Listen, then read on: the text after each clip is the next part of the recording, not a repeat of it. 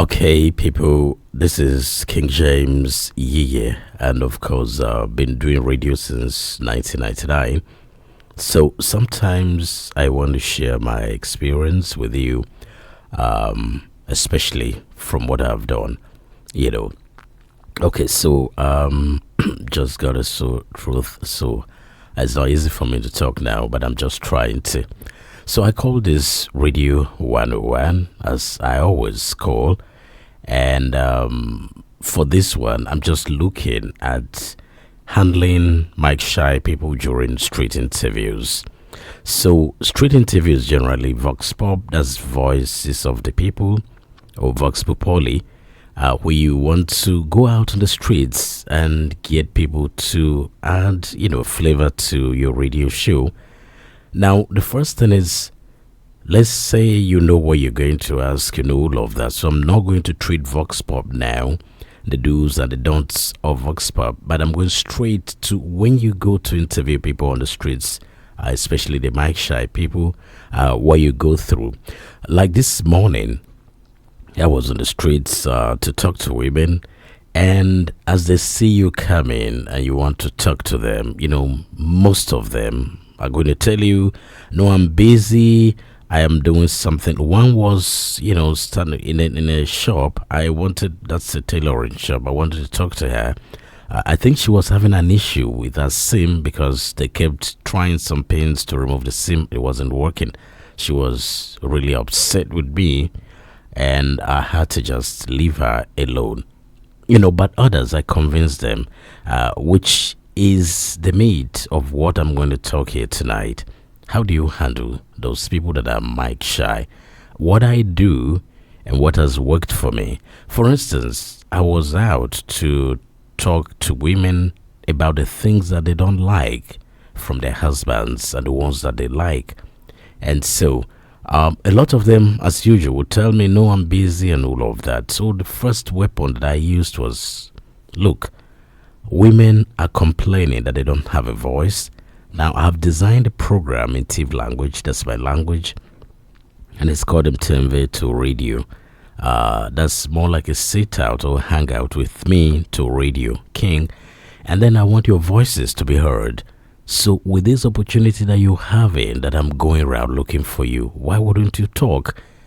So at that point, you find some of them, and I park my car, my wife is in the car, my daughter is in the car, and then I am going with the microphone running after them. So I got the first woman, she spoke with me, and we had to drive like close to some 5 kilometers away, away from the city to see how we could talk to. So I got some women, but I am talking about people who are mic shy. There are some that as soon as they see you coming, they want to talk. There are some that are running away, and you want to talk to them. So basically, I'm telling you how it is done, how it has worked for me. So what weapon did I use? Just to recap, this morning, most of them, I said, look, women complain that they are not given a voice to speak and express themselves. And I'm here trying to give you. So why would you run away? Why would you shy away? So that way I convinced few of them and they spoke with me. It may not be women that you're going to talk to. There's some people want you to brief them. I had that experience this morning as well.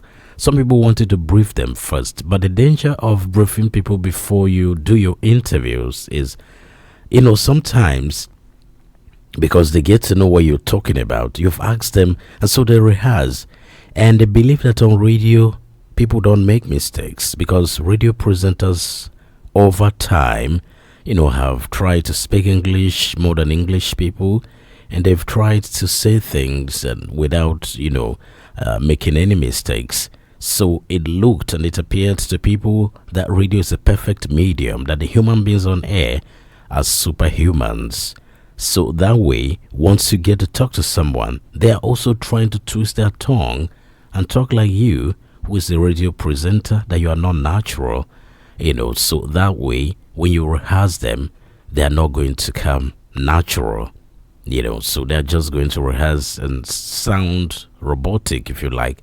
So sometimes You don't necessarily need to tell people the kind of things you're going to ask them. First, if you're inviting someone to the studio and you brief them, you're not even going to give them questions except where they're coming to talk about figures and all of that. So that way, you just give them a briefing.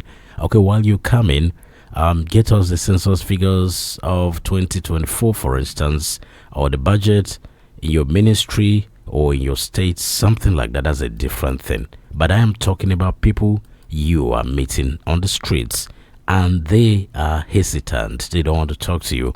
How do you convince them? Simple tools for me. I try to let them see the need, why they should talk to me. And I make it friendly. And then they talk to me.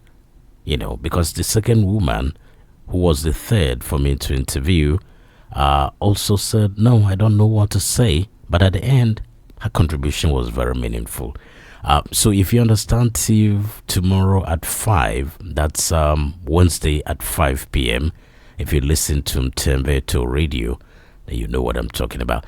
That's it on Radio 101. I'll try to make time as much as I can to share my experience. This year is going to be 26 years. It's 26 actually that I've been on radio.